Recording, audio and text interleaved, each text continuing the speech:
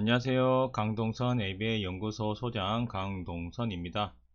자, 오늘도 이제 QBA, KBA, ABAS 자격증을 따기 위한 시험이 있습니다. 이 시험 문제에 대해서 한번 몇 문제 풀어봄으로 해가지고 어떠한 유형으로 이렇게 문제가 나오는지 한번 보도록 하겠습니다. 자, 문제 바로 들어가 보도록 할게요. 첫 번째 문제입니다. 토큰 경제에서 토큰 자체는 어떤 유형의 강화제입니까? 라는 부분입니다. 자, 토큰과 관련된 문제 많이 나오고요. 그리고 강화제, 뭐 조건 강화제 이런 부분은 나오고, 자, 무조건 강화제, 뭐 1차 강화제, 뭐 사회적 강화제, 뭐 여러 가지 유형으로 이렇게 나올 수 있습니다. 특히 이 토큰과 관련해서는 이제 전체 문제 중에서 한 문제 정도는 꼭 나오는 것 같아요. 그래서 이 토큰 경제에 대한 부분을 좀 잘 알아두시면 좋을 것 같습니다. 자, 그러면 예시가 뭐가 있느냐 라는 부분입니다. 자, 1번이 조건 강화제 라는 부분이고, 2번이 일반화된 조건 강화제로 되어 있습니다. 자, 3번이 일반화된 무조건 강화제, 4번이 무조건 강화제로 되어 있습니다.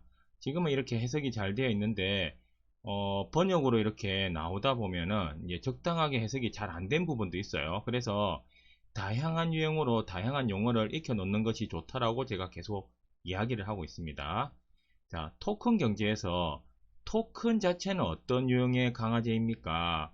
우리가 보통 제가 이야기를 한번 드린 게 있었어요. 자, 1차 강화, 2차 강화, 무조건 강화, 조건 강화 이렇게 이야기 드린 적 있죠. 그리고 일반화된 조건 강화제라는 부분을 제가 이야기를 드렸습니다. 자, 크게는 이렇게 나올 수 있거든요. 자, 그리고 요 보면은 첫 번째 조건 강화제는 우리가 무조건 강화제를 먼저 알아야 되는 것 같아요. 무조건 강화제 같은 경우에 어떤 것이 있었을까요? 자, 아무런 이력이 없더라도, 경험이 없더라도 이것은 강화제로 작동하는 겁니다. 음식이나 안금 성이나 공기, 물, 자, 이런 부분들은 이거 자체가 우리가 삶하고 연관이 있거든요. 그래서 자, 약간은 원시적인, 자, 원론적인, 원초적인 느낌에서 이 강화제로서의 역할을 하는 걸 무조건 강화제라고 이야기를 했어요. 그리고 조건 강화제는 뭐가 있느냐? 처음에는 아무런 강화제의 역할을 하지 않았는데 이 무조건 강화제하고 페어링이 되면서 이 강화제로서의 의미를 가지게 된 것을 조건 강화제라고 제가 이야기 드렸어요. 우리가 파블로브의 실험을 보면은 메트로놈 소리 있죠. 거기 중성 자극이었는데 조건 자극이 되듯이 그때도 짝을 여러 번 짓던 이런 유관적인 형태가 있으면은 이 조건이 붙는다라고 이야기를 했잖아요. 그래서 서거도 이루어지기도 하고요. 그럼 이것도 조건도 똑같습니다. 무조건하고 이렇게 페어링이 되면서 같이 조건 강화제로 이렇게 작동을 하는 겁니다. 예를 들어 칭찬 같은 거 이런 부분들이 있죠. 그러면 이 조건 강화제 중에서 일반화된 조건 강화제는 무엇이냐?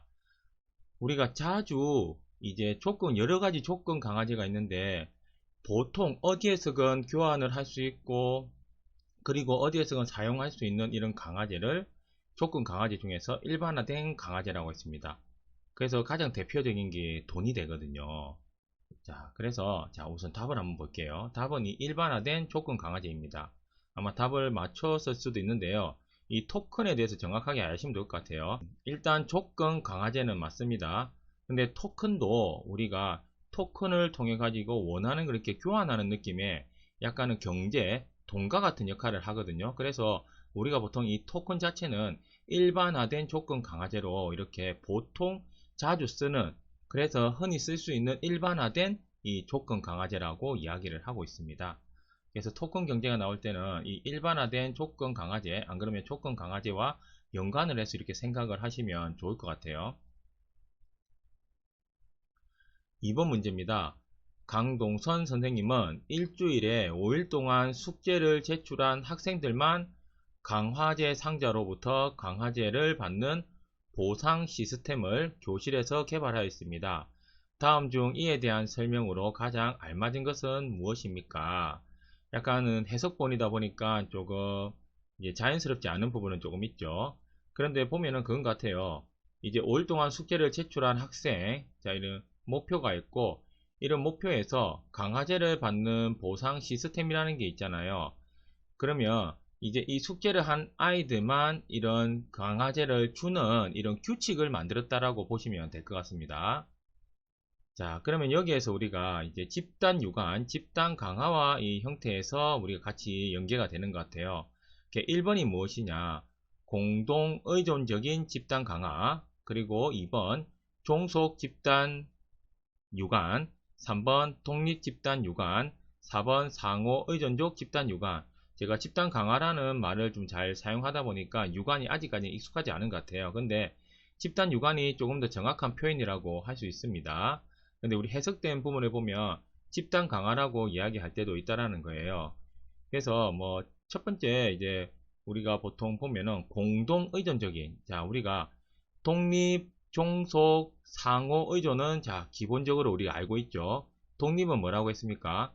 자 동일한 목표가 있는데 그걸 달성한 학생만 이렇게 우리가 강화제를 주는 거고요. 종속은 히어로 절차라고도 했죠. 한 명이 잘하면은 모든 집단이 강화제를 받게 되는 거. 상호 의존은 뭐라고 했어요? 자, 특정 이제 집단을 개별이나 소집단으로 나누는 거예요. 그러면 서로가 잘해야 이 강화제를 받게 되는 겁니다. 자, 공동 의존적인 집단 강화는 뭐냐? 이것도 하나의 상호 의존하고 비슷하긴 한데 거의 공동 의존은 많이 나오지는 않습니다. 특별하게 다른 의미로 하긴 하는데 상호 의존하고 조금 비슷하고요. 여기에 조금 다른 용어인 공동이라는 말을 조금 넣어 놓은 겁니다. 그래서 개별적이 이제 개별 집단이 아니라 이 공동 집단 자체에서도 의존적으로 해야 전체가 강화를 받을 수 있는 그 개념을 조금 넣어 놓은 것이거든요. 근데 여기에서는 어떻게 돼 있을까요?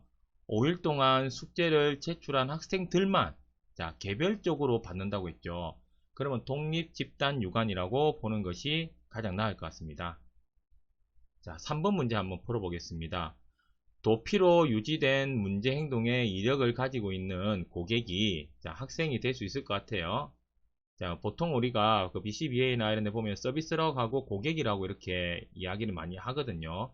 그러면 내담자 이야기도 많이 하고 뭐 여러 가지 형태로 이야기하기도 합니다. 그 상황에 따라서 이제 그 대상이 달라지는 것 같아요.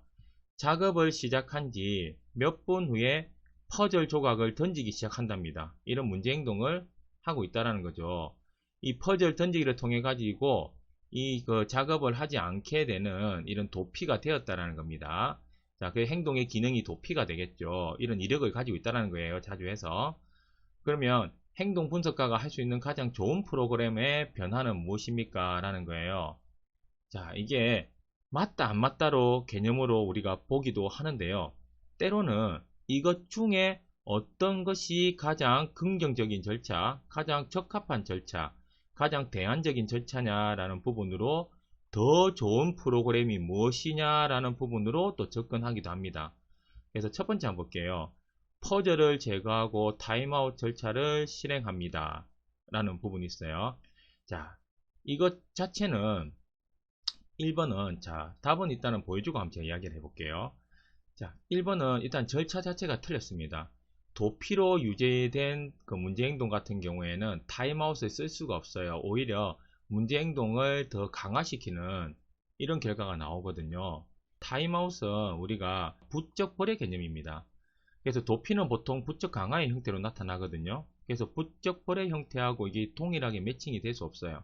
결국에는 도피가 되는 걸 도피하지 못하게 함으로 해가지고 이 행동을 교정을 해야 되는 부분이 있는데 타임아웃은 나는 도피하고 싶은데 오히려 도피할 수 있는 기회를 주게 된 거죠. 그래서 이거는 잘못된 중재가 된 거고요.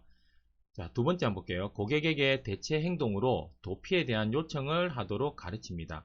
자, 대체 행동을 만들어 주는 거거든요. 네가 힘들 때는 이런 거 이야기하도록 해라. 이것도 맞는 절차입니다. 그리고 우리가 행동 중재 최근에 최신 행동 뭐 수정이라고도 할 수 있고 긍정 행동 지원 아무튼 최근의 패러다임을 이용한 이 행동 중재라고도 좀 볼 수 있습니다.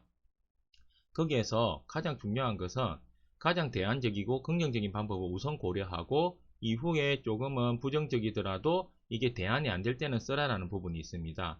그래서 우리가 이제 멘더 트레이닝을 하기도 하고 요청하기 가르치는 부분이 있거든요. 그래서 이 부분은 가장 적합하게 많이 쓰고 있는 부분입니다. 근데 다른 것도 보셔야 돼요. 자, 이것보다 또 더 나은 중개 방법이 나올 수도 있거든요. 그럴 때는 어떠한 기준으로 하게 될지를 한번 잘 생각해 보셔야 돼요. 자, 3번은 가다 교정 절차의 실행을 통해 퍼즐 조작 던지기를 줄입니다.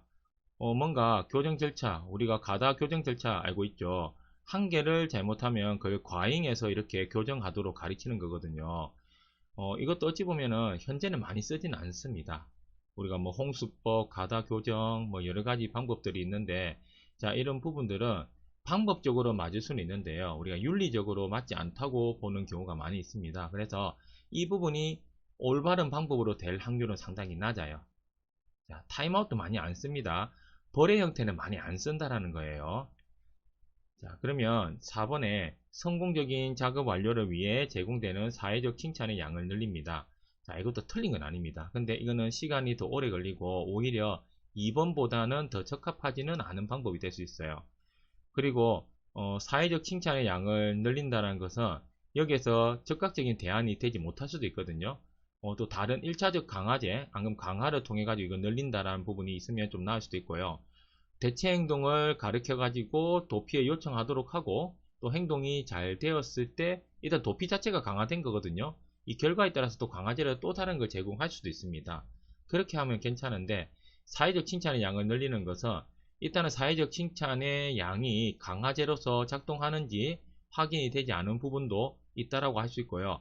그리고 이 부분은 상당히 오랫동안 걸리는 방법이기 때문에 혹시나 2번이 없다라고 하면은 4번이 답이 될 수도 있을 것 같아요. 근데 여기에서는 가장 적합한 프로그램, 좋은 프로그램은 2번이라고 할 수 있을 것 같습니다. 자, 오늘도 3문제 정도 풀어봤는데요. 이 문제가 많이 경험을 하다 보면 어느 정도의 패턴이 보일 것 같아요.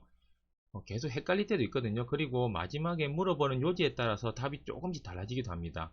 그래서 이 시험은 문제 은행에서 나오는 거고, 그리고 특정한 패턴이 있을 거라는 걸 한번 생각해 보셔가지고 문제를 좀 많이 경험해 보시면 좋을 것 같습니다. 자, 오늘도 제 영상을 봐주셔서 감사합니다.